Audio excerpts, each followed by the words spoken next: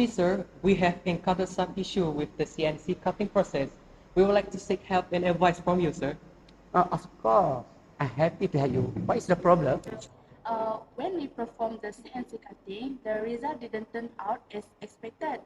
There might have been error in the machine setting or programming. Oh, I see. Can you show me your project? Here you go, sir. Okay, thank you. Okay, I can see here there is some error in your project. There is some defect and also there is a problem here. We have followed the instructions, sir, but the results still didn't match. Can you please give us some advice? Have you conducted any simulation? Sorry, sir, but we haven't done the simulation yet. Well, that could be the reason for this issue. Simulation before metal cutting are crucial. By conducting simulation, you can get more accurate understanding of how the cutting result will look before doing it physically.